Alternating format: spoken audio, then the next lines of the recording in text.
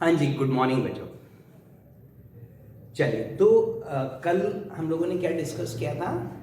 Working capital on the basis of sir current assets and current liabilities चल रहा था। Sir बीच में एक क्वेश्चन आ गया जिसमें वो पूछता है एमपीबीएफ बताइए। So MPBF means maximum permissible bank finance.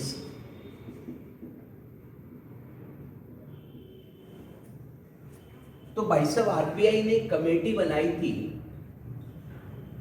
जिसका नाम था टंडन कमेटी, और उन्होंने एमपीबीएफ के 3 मेथड्स हमको बताए। Method 1, 2 and 3।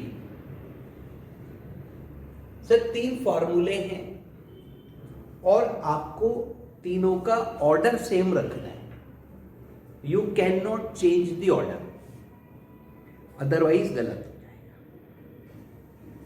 सर पहला फॉर्मूला है कि MPBF is equal to current assets minus current liabilities का 75%। तो जो देखिए आपने वर्किंग कैपिटल रिक्वायरमेंट कैलकुलेट करी, उसमें आपका करंट एसेट्स आ गया और आपका बेटा करंट लाइबिलिटीज आ गया, and the difference is your working capital requirement.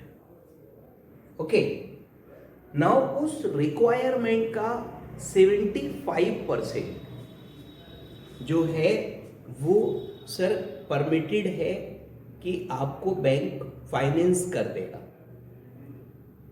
उससे ज्यादा फाइनेंसिंग वो आपको नहीं करेगा। ठीक है सर। इसी प्रकार से दूसरा फॉर्मूला है करंट एसेट्स, इसका 75% करेंगे माइनस करंट लाइबिलिटीज। तो जब आप इस फॉर्मूले से करेंगे भैया, तो जो आपकी एमपीबीएफ की अमाउंट है वो निश्चित तौर पर कम हो जाएगी, रिड्यूस हो जाएगी, क्योंकि आप करंट एसेट का 75 करोगे, करंट लाइबिलिटी आप पूरी माइनस कर दोगे। एनीवे, तीसरा फॉर्मूला है current assets minus core current assets का 75% and then minus current liabilities. तो ये 3 फॉर्मूले हैं भैया। Core current assets, CCA means core current assets. तो ये मिनिमम एसेट्स हैं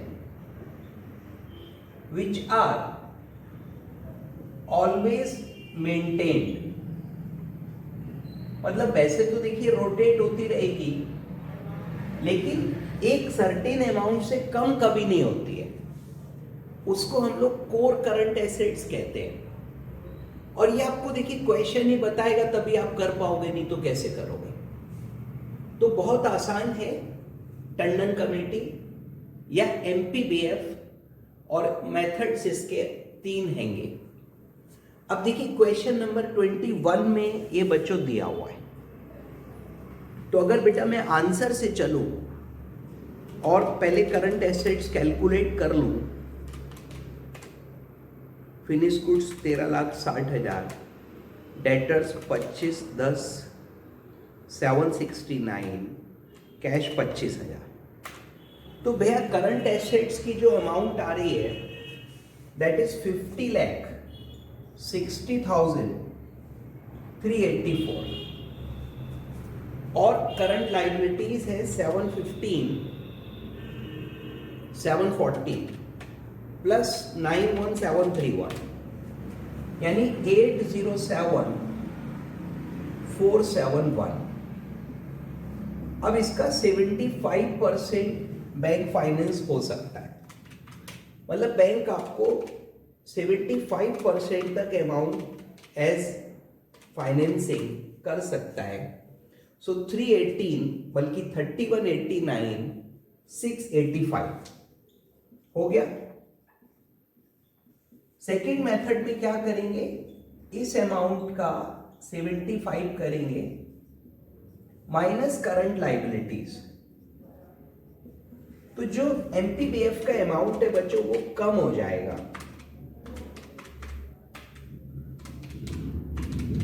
और इट इज नाउ 29,87817।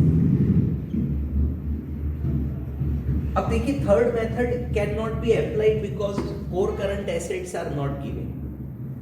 लेकिन मान लीजिए क्वेश्चन कहते हैं कोर करंट एसेट्स 10 लाख है या 20 लाख है, तो करंट एसेट माइनस 10 या 20 लाख जो है उसका 75 पहले घटाओगे, फिर 75 माइनस, या वो कह सकते हैं कि भाई 25% ऑफ करंट एसेट्स को कोर करंट माना जाएगा, तो 50-60 ले लोगे ये वाली अमाउंट, माइनस कोर करंट निकाल लोगे ना, उसका 25 कर लो, जो बचा उसका 75 करो, फार्मूला है बच्चों, और ये टंडन कमेटी कहलाती है। हालांकि 1997 में आरबीआई ने बैंक्स को एमपीबीएफ का कॉन्सेप्ट खत्म कर दिया, सिर्फ फाइनेंस, ठीक है, और उसकी जगह बैंकों को ऑटोनॉमी दे दी कि they can design their own methods. MPBF concept has been scrapped, but still पुराने क्वेश्चंस में ये आज भी मिलता है। और भैया पुराने क्वेश्चंस क्योंकि विदाउट मॉडिफिकेशंस कई बार आ जाते हैं, तो आज भी ये कॉन्सेप्ट एग्जाम के लिए रेलेवेंट है। ओके भैया, चलिए, so the topic is over. Next, अब देखिए WC एस्टिमेशन, एक पड़ाव हमारा पूरा हो गया बच्चों।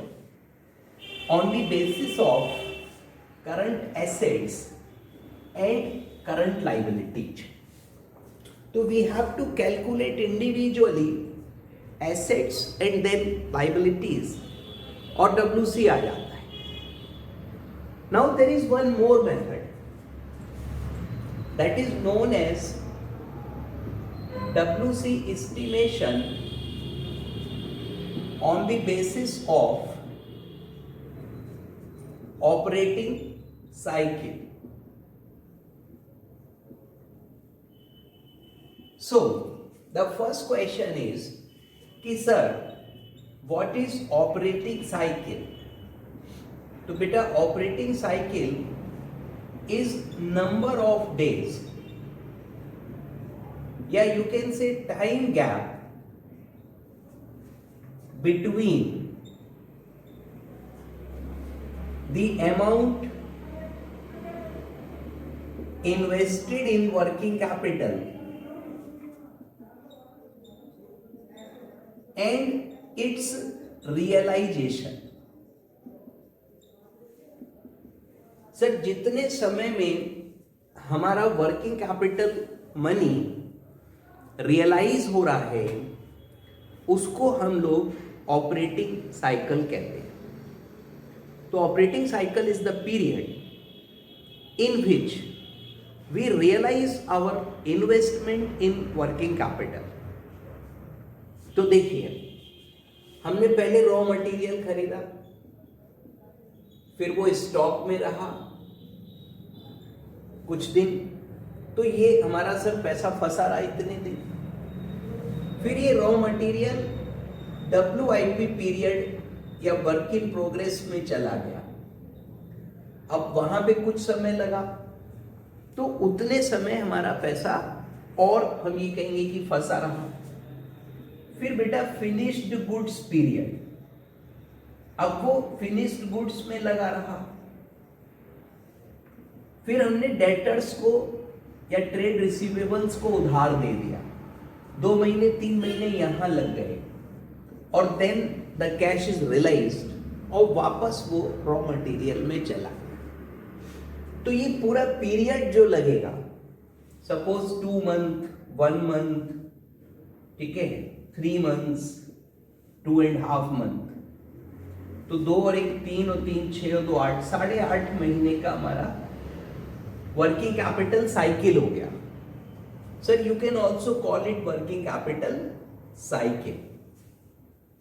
सर आज हमने पैसा लगाया और रॉ मटेरियल खरीद लिया, तो आज से मेरा सर कैश इन्वेस्ट हो गया वर्किंग कैपिटल में, और जब वो सेल्स हुई और पैसा रियलाइज हुआ, उस बीच में जो समय लग रहा है उसको हम लोग ऑपरेटिंग साइकिल कहते हैं। तो operating cycle is a management tool. ये बच्चों एक मैनेजमेंट टूल है। इसमें मैनेजमेंट ये देख सकता है कि longer the operating cycle, higher the requirement of WC। आपका ऑपरेटिंग साइकिल बेटा जितना लंबा होगा, जितना ज्यादा होगा, वर्किंग कैपिटल की रिक्वायरमेंट भी उतनी ही ज्यादा होगी। सर अगर ऑपरेटिंग साइकिल 8.5 महीने है, तो इसका मतलब ये हुआ कि मेरे को इतना पैसा चाहिए कि मैं 8.5 महीने अपना बिजनेस उससे चला सकूं। उसके बाद तो वही अमाउंट रियलाइज होगी, वही री इन्वेस्ट हो जाएगी। तो मेरी जो रिक्वायरमेंट है वो सर उससे पता लगती है। अगर ऑपरेटिंग साइकिल छोटा है, ठीक है, तो इसका मतलब मेरी WC रिक्वायरमेंट कम है, और ऑपरेटिंग साइकिल बड़ा है तो इसका मतलब मेरी WC रिक्वायरमेंट ज़्यादा है। तो मुझे ऑपरेटिंग साइकिल का ध्यान रखना होगा। तो मैनेजमेंट समय समय पे ऑपरेटिंग साइकिल कैलकुलेट कराता है, और अगर बढ़ रहा है तो एक्शन लेने की जरूरत है कि भाई ये क्यों बढ़ रहा है, क्योंकि उससे WC रिक्वायरमेंट बढ़ रही है, उससे हमें ज़्यादा फाइनेंसिंग करनी पड़ेगी और कॉस्ट बढ़ेगी। कॉस्ट बढ़ेगी तो प्रॉफिटेबिलिटी सर कम हो जाएगी। तो मैनेजमेंट एज ए टूल इसको यूज करता है। सर हम WC रिक्वायरमेंट भी निकाल सकते हैं on the basis of operating cycle, कि हमने ऑपरेटिंग साइकिल ले लिया सपोज डेज में, और डेली कैश रिक्वायरमेंट जो हमारी टोटल कॉस्ट है बच्चों पूरे साल की, डिवाइड बाय 365 कैश कॉस्ट। भाई साहब raw material, wages, overhead, manufacturing, selling, administration सब जोड़ लो और डिवाइड बाय 365 कर दो, तो एक दिन की रिक्वायरमेंट आ गई। अब ऑपरेटिंग साइकिल है सर 70 डेज, तो 70 days into that requirement you can calculate your working capital कि भैया हमें कितनी WC चाहिए। तो ऑपरेटिंग साइकिल के बेसिस पर भी हम निकाल सकते हैं, बहुत आसान है। Sir operating cycle is equal to raw material period plus WIP period plus finish goods period plus debtors period minus creditors period. Sir इसमें C लेस भी होगा, हालांकि डायग्राम में I could not show that thing क्योंकि मैं इसको minus कैसे करता, ऐसे करके, तो सर वो दिखाते नहीं है डायग्राम में, हम उसको गोल कर देते हैं, लेकिन फार्मूले में वो भी है। तो अब मेरे को बेटा रॉ मटेरियल का पीरियड निकालना पड़ेगा, WIP का पीरियड निकालना पड़ेगा, WIP के बाद फिनिश गुड्स का होल्डिंग पीरियड, डेटर्स का उधार का पीरियड माइनस क्रेडिटर्स। इसमें और पीरियड्स नहीं आएंगे, इतना ही रहता है। And this is how sir we can simply calculate our operating cycle, और एक बार साइकिल आ जाएगा तो WC निकालना तो बहुत आसान है। Total cash cost for the year divide by number of days in the year, so we will get daily cash requirement multiplied by days of operating cycle, and we will be able to calculate our operating cycle, right? Sorry, operating cycle तो आ गया, ये पहले ये आएगा, फिर इससे WC आ जाएगी sir, working capital requirement निकालनी। देखिए ये फार्मूला पहले समझिए बेटा, ये सभी चीजों के पीरियड्स हैं। So this will include sir ji raw material holding period, WIP period, finish goods period, debtors का कलेक्शन पीरियड माइनस क्रेडिटर्स का payment period, and after calculating this operating cycle will be there. एक चीज आ गई। Second part is daily cash requirement, so it is your annual cash cost divide by number of days in year, generally 365, question 360 कह दे 360 ले लेना, कुछ नहीं कहे 365 ले लेना, और इनटू ऑपरेटिंग साइकिल, तो you can calculate your working capital requirement. आसान है।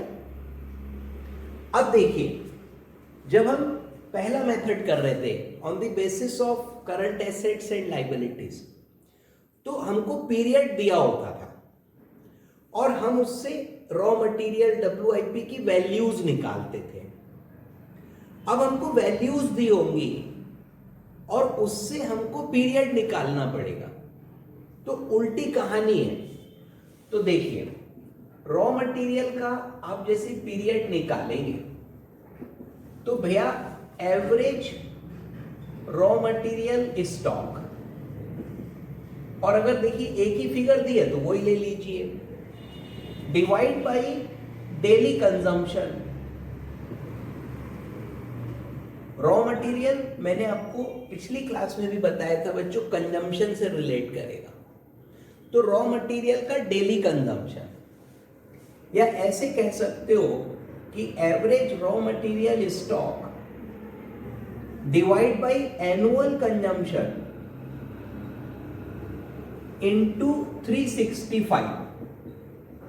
सर एनुअल कंजम्पशन अपॉन 365 करोगे डेली आ जाएगा ना, तो इसका अपॉन मल्टीप्लाई में चला गया ऊपर, तो दोनों एक ही बात है भैया, और हमारा रॉ मटेरियल का पीरियड आ जाएगा। सर दूसरा है WIP, तो WIP में भी same formula, average WIP stock divide bye sir daily cost of production, प्रतिदिन कॉस्ट ऑफ प्रोडक्शन,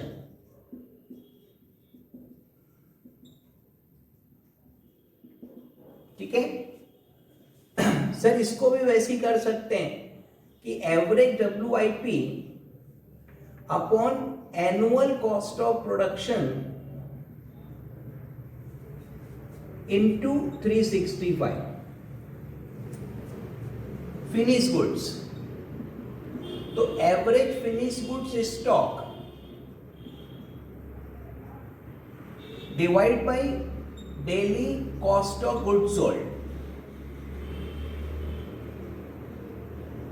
सर ये दोनों एक ही है, इसमें FM में बहुत डिफरेंस नहीं आएगा, कॉस्टिंग में जरूर डिफरेंस थोड़ा बहुत हो सकता है, कि जैसे administration cost related to production, वो हम लोग कॉस्ट ऑफ प्रोडक्शन में नहीं लेंगे बट गुड्स सोल्ड में लेंगे, लेकिन यहां पर वो ऑलमोस्ट सेम ही है बच्चों। डेटर्स का जब आप पीरियड निकालेंगे भैया, तो obviously average debtors,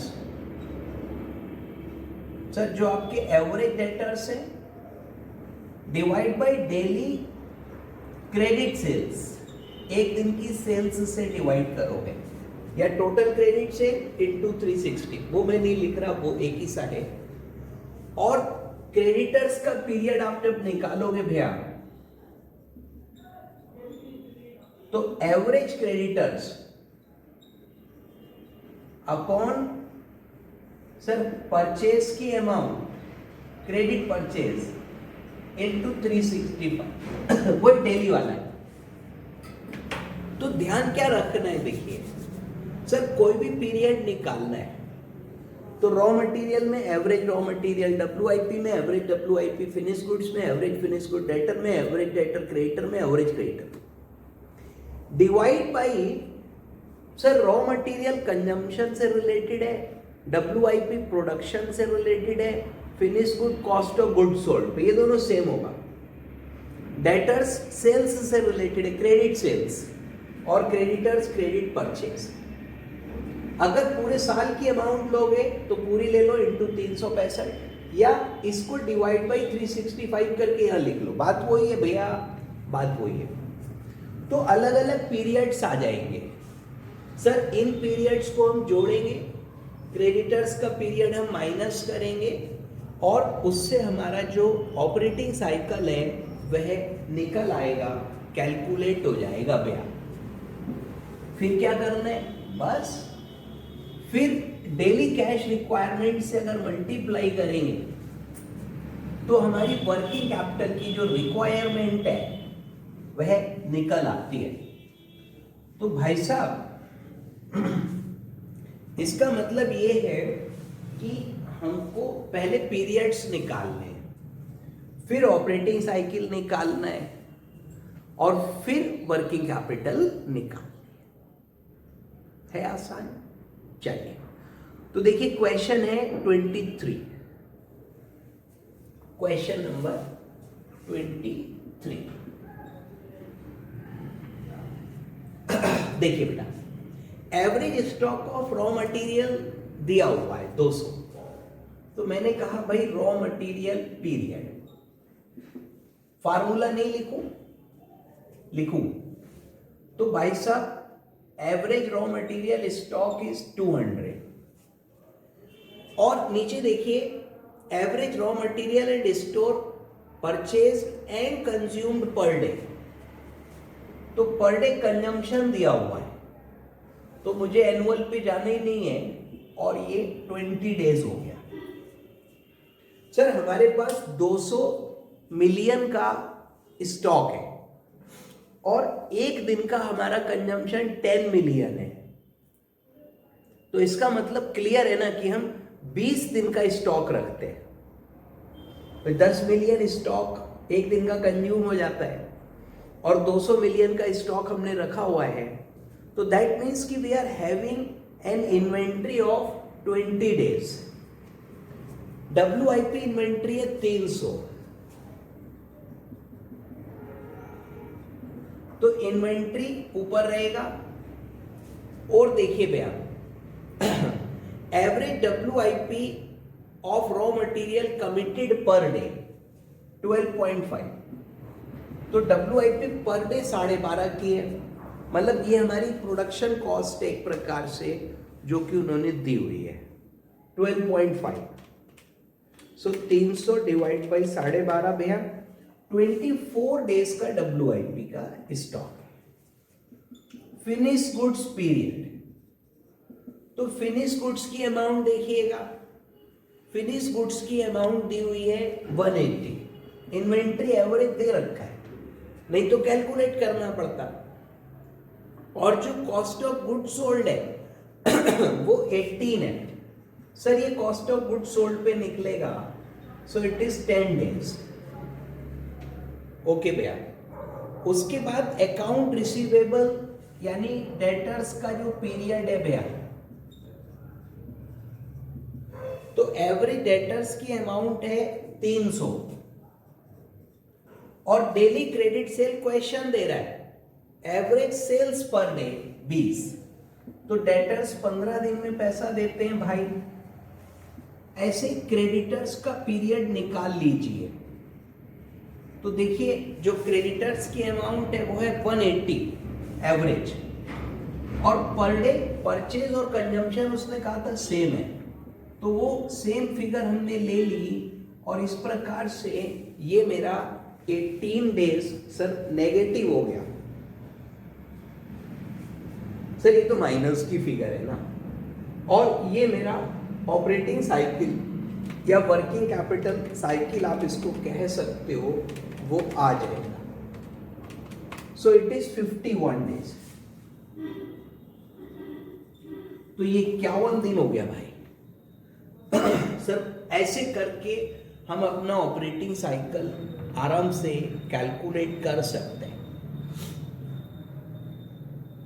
okay sir, question 24 भी इसी प्रकार का है।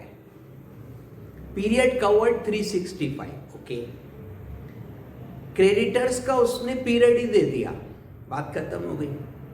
एवरेज डेटर्स दिए, रॉ मटेरियल कंजम्पशन है, टोटल प्रोडक्शन कॉस्ट है, कॉस्ट ऑफ गुड्स सोल्ड है, सब चीजें दी हुई हैं बेटा। सेल्स फॉर द ईयर 16,000 है और अलग अलग अमाउंट्स दी हुई है कि भाई रॉ मटेरियल इतना है, WIP इतना है, तो आप आराम से उससे कैलकुलेट कर सकते हो।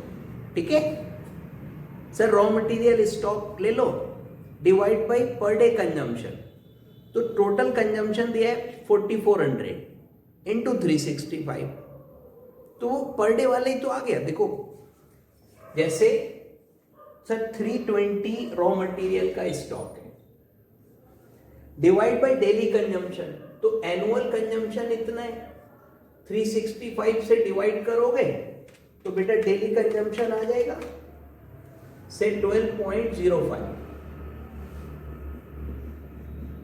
अब 320 डिवाइड बाई 12.05 करोगे तो 26.56 डेज हो गए।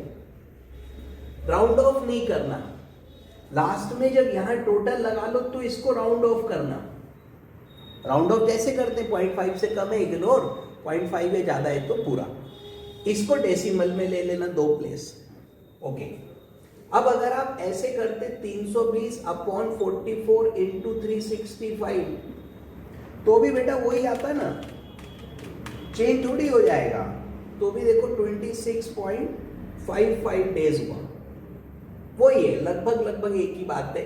ये वाला भी क्योंकि राउंड ऑफ करना पड़ गया था तो इसलिए हल्का सा डिफरेंस है, तो ये ज्यादा बेहतर है, ये ज्यादा अच्छा है। ठीक है भैया, तो क्वेश्चन नंबर, अब देखिए मैं समझता हूं थोड़ा सा होमवर्क दे सकता हूं आपको। तो 24, 25 और 26, तो आप करेंगे 3 क्वेश्चंस आज और हो जाएंगे वेरी गुड। जो नहीं होगा फिर मैं बताऊंगा भैया। तो आज बच्चों इतना ही रखते हैं, ऑपरेटिंग साइकिल को हमें करना है। और सर अब ये WC एस्टिमेशन लगभग हमारा समापन की ओर है। कल होपफुली हम इसको और आगे बढ़ा लेंगे। ठीक है, तो फिलहाल इतना ही, अगली मुलाकात होगी बच्चों कल, तब तक के लिए नमस्ते।